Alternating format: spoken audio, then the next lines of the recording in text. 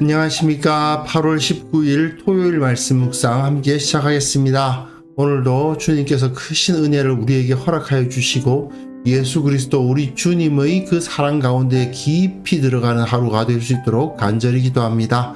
오늘 본문은 이사야서 9장 1절에서부터 7절까지 말씀이고요. 예수님에 대한 예언으로서 교회사적으로 굉장히 중요한 본문이고 신약 성경도 굉장히 중요하게 여기고 있는 본문입니다.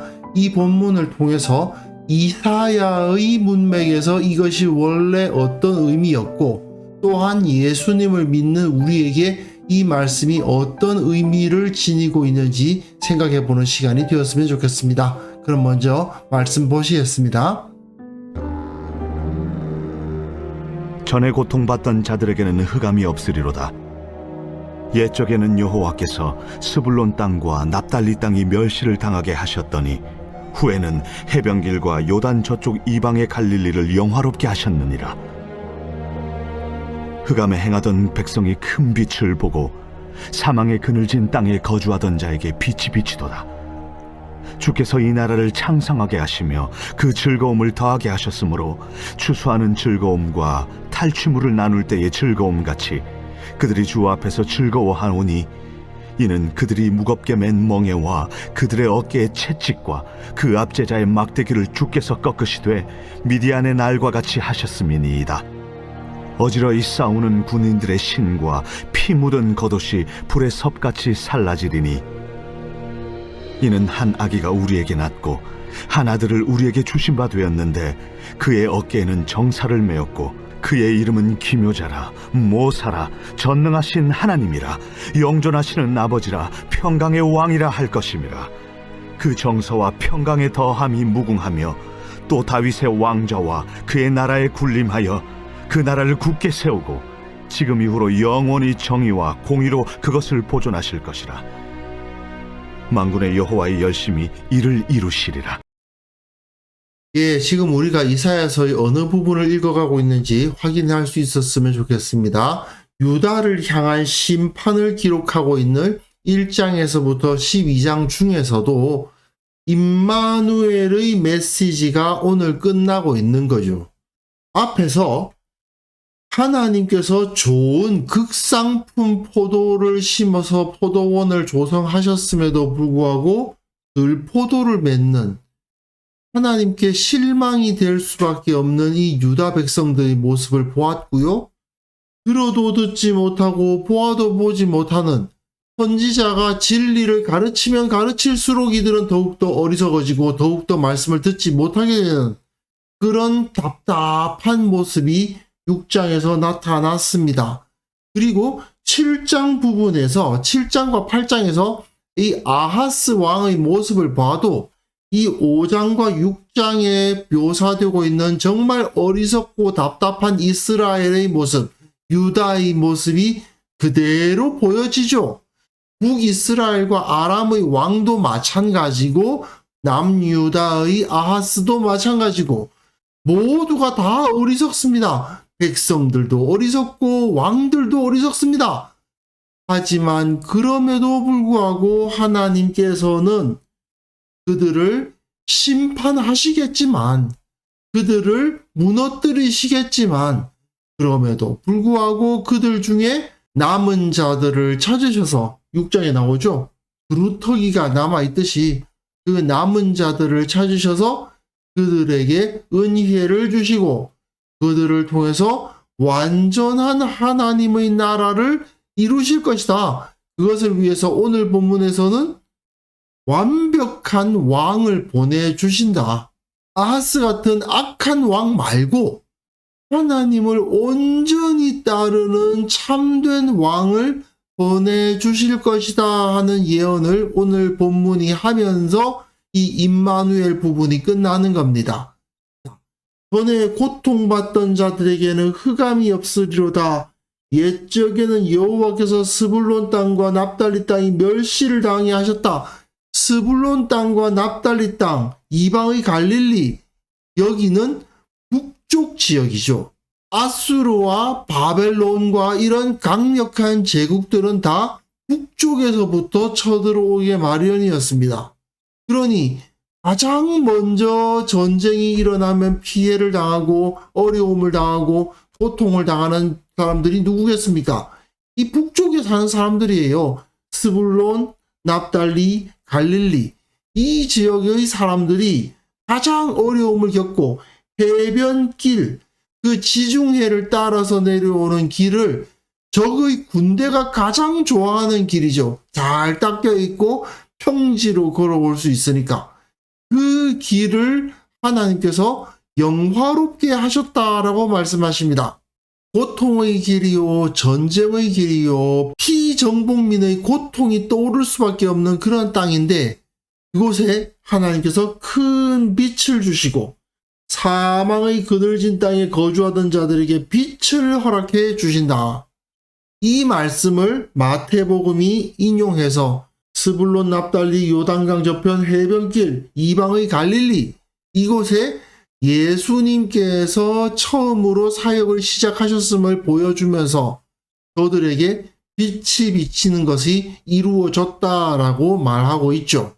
사실 이것은 이사야서의 문맥에서는 전쟁이 일어나면 가장 많은 피해를 보던 그 지역에 하나님께서 위로를 주시고 그 나라를 창성하게 하시고 즐겁게 하시고 그 즐거움이 넘쳐날 수 있도록 해 주신다라고 예언하면서 외적의 침략으로 인해서 고통받는 자들이 더 이상 슬퍼하지 않고 더 이상 고통스러워하지 않을 것이다. 그들이 무겁게 맨 멍에와 어깨의 채찍과 그 압제자의 막대기를 주께서 꺾으실 것이다. 어떻게? 미디안의 날과 같이. 미디안의 날? 이것은 기드온, 사사기에 나오는 기드온이 미디안과 싸웠죠. 미디안이 그야말로 수를 셀 수 없을 정도의 어마어마한 병력을 이끌고 이스라엘을 약탈했지만 한 300명의 기드온 용사들이 그들을 다 쳐서 물리치지 않았습니까? 마찬가지로 이사야와 같이 어리석지 않고 하나님의 뜻을 바르게 이해하고 하나님의 말씀을 수호하고 말씀대로 살아가려고 하는 사람들의 숫자는 소수일 것입니다. 많지 않아요. 대부분의 사람들은 전부 다 악한 왕들의 행동을 지지하고 그 악한 왕들이 어리석은 선택하는 것을 따라서 열심히 그것을 밀어주다가 함께 망하게 되지만 이사야와 같이 하나님의 말씀을 바르게 알고 그 말씀대로 살아가는 의인들은 미디안의 날에 기드온이 그 수많은 적군들을 물리치던 것처럼 비록 소수이고 비록 연약해 보이지만 그들이 강력한 능력을 발휘하게 될 것이다 라고 이사야는 예언하고 있는 것입니다. 그래서 어지러이 싸우는 군인들의 신과 피 묻은 겉옷이 불에 섭같이 살라지리니 적군을 막아내고 우리가 더 이상 군인이 별로 필요가 없는 그러한 평화의 날이 오게 될 것이다 라고 노래하는데 어떻게 그게 가능하냐? 이 6절과 7절이 예수 그리스도의 예언으로서 정말 많이 우리가 알고 있는 본문이죠. 한 아기가 우리에게 낳고 한 아들을 우리에게 주신 바 되었는데 사실 이사야서의 문맥에서는 한 아기, 한 아들이 날 것이다. 어떤 아기일까요? 왕을 말하는 겁니다. 그러니까 아하스라는 악한 왕이 다스리고 있음에도 불구하고 그 아하스의 뒤를 잇는 왕은 어떤 왕이냐? 어깨에 정사를 메고 정치적인 능력을 그 어깨에 다 짊어지고 있다는 것입니다. 그의 이름은 기묘자라 모사라. 이 두 가지를 하나로 묶을 수도 있어요. 뛰어난 지략가라 이렇게 표현할 수도 있습니다. 뛰어난 지략가, 전능하신 하나님, 영존하시는 아버지, 평강의 왕, 뛰어난 지략가, 평강의 왕. 여기까지는 큰 문제가 없는데 전능하신 하나님이라니 왕을 어떻게 전능하신 하나님이라고 부를 수 있겠는가? 그래서 예수님을 인정하지 않는 유대교 학자들 같은 경우에는요, 이것을 다른 식으로 이해합니다. 강력한 영웅, 뭐 이런 식으로 다른 의미를 가지고 있다라고 주장을 해요. 엘 기뽀르라고 되어 있는데, 그런데 이게 전능하신 하나님이라고 해석을 하는 것이 아주 평범한 거거든요. 무슨 위대한 영웅 그런 식으로 읽으려면 정말 삥삥 돌아서 이상하게 끼우지 않으면 그렇게 읽어지지가 않는 본문입니다. 영존하시는 아버지, 이거는 그러니까 영원한 조상 이런 식으로 읽으려고 해요. 하지만 분명 전능하신 하나님, 영존하시는 아버지라는 이름이 사람 왕에게 적용된다는 것은 이해가 되지 않지요. 이것은 두 가지로 생각할 수가 있습니다. 하나는 하나님께서 온전히 그와 함께 하셔서 그의 모든 활동이 다 하나님의 마음에 맞는 활동을 할 것이다. 그의 통치 자체가 하나님의 뜻과 전혀 다르지 않은 완벽한 통치를 하는 왕이 나타날 것이다 라는 말일 수도 있고, 하지만 좀 더 확실한 해석은 하나님이 직접 이스라엘의, 유다의 왕이 되어 주실 것이다 라는 의미로 받아들이는 것이 더 좋을 겁니다. 그런데 하나님이 이스라엘의 왕이 되어 주신다는 뜻이라고 한다면 아기는 뭐고 아들은 뭡니까? 이 부분은 분명 사람 왕을 지칭하는 것으로서는 완벽하게 예언이 성취될 수가 없는 본문이에요. 보통 이 아기와 아들을 첫 번째로는 히스기야라고 봅니다. 아하스라는 악한 왕에게서 히스기야라는 선한 왕이 태어났다는 것 자체가 이건 기적적인 것이죠. 그리고 그 이후에 보시면 또 므낫세와 아몬이라는 그야말로 최악의 왕들이 다스리는데 다시 그 아몬의 아들의 요시야, 유다를 종교 개혁으로 이끌었던 왕이 또 태어나거든요.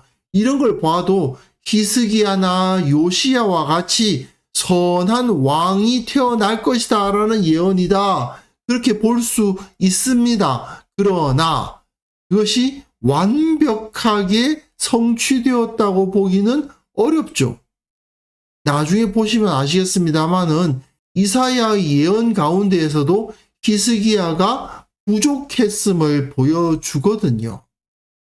그렇다면 기묘자, 모사, 전능하신 하나님, 영존하시는 아버지, 평강의 왕, 이런 이름으로 불릴 수 있을 만한 왕이 태어났다고 말할 수 있는가? 그 정사와 평강의 더함이 무궁하며 다윗의 왕좌와 그의 나라에 군림하여 그 나라를 굳게 세우고 지금 이후로 영원히 정의와 공의로 그것을 보존하실 것이라. 이런 일을 히스기야가 또는 요시야가 해낼 수 있었는가? 아니거든요. 그렇다면 이 예언은 이루어지지 않은 것일까요? 이루어졌죠. 누구를 통해서요? 십자가에서 왕이 되시고 죽음을 이기고 다시 부활하심으로써 이 세상의 그 어떠한 군대, 그 어떠한 권세도 이기실 수 있는 가장 강력한 권세자가 되신 우리 주 예수 그리스도에 의해서 이 예언은 성취될 수 있었던 것입니다. 그래서 이사야는 1차적으로는 히스기야를 바라보면서 아버지와는 다른 선한 왕이 태어날 것이라는 것을 바라보면서 이 예언을 했을 거예요. 하지만 하나님은 이사야를 통해서 이 예언을 주시면서 히스기야에게서 어느 정도 그야말로 부분적으로 성취되고 요시야에게서 또 그야말로 부분적으로 성취된 이 예언이 예수 그리스도에 의해서 완벽하게 성취되도록 섭리해 주실 것입니다. 그것을 우리는 바라볼 줄 알아야 되는 거죠. 자, 그렇다면 한번 정리해 봅시다.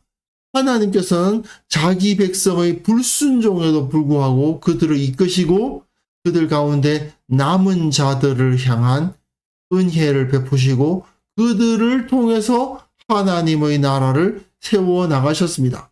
아하스라는 악한 왕을 아버지로 두었음에도 불구하고 히스기야는 하나님의 말씀에 온전히 순종하고 주님 앞에 기도하는 왕이었습니다. 그런 왕이 태어남으로 말미암아 유다는 계속해서 그 권세를, 왕의 권세를 유지할 수 있었고 다윗의 후손들이 왕이 될 수 있었습니다. 므낫세와 아몬이라는 최악의 왕들을 할아버지와 아버지로 두었음에도 불구하고 요시야 왕은 하나님 앞에서 종교 개혁을 이룬 참으로 선한 왕이었습니다. 하나님은 그 선한 왕들을 보내주심을 통해서 유다 백성을 끝까지 붙드시고 그들에게 은혜를 베풀어 주셨던 겁니다. 하지만 이것으로 이 예언이 완성되었다고 볼 수는 없죠.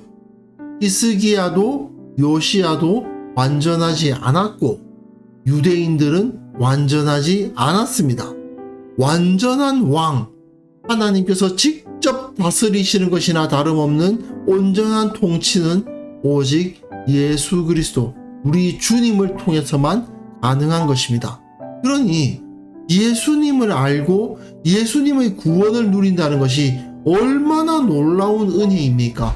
이 놀라운 은혜를 우리가 받았다는 사실을 우리는 기억하고 하나님께서 우리에게 베풀어 주신 사랑과 은혜를 기억하며 온전한 마음으로 주님을 예배해야 될 것입니다. 그래서 이 시간 함께 기도하실 때에 나의 부족함에도 불구하고 나를 붙들어 주신 주님께 온전히 기쁨을 돌려드리는 삶을 살아가게 하옵소서. 우리 교회의 모든 예배를 통해서 주님 앞에 온전한 감사, 온전한 찬양을 올려드릴 수 있게 하옵소서. 함께 기도하는 시간 가졌으면 합니다.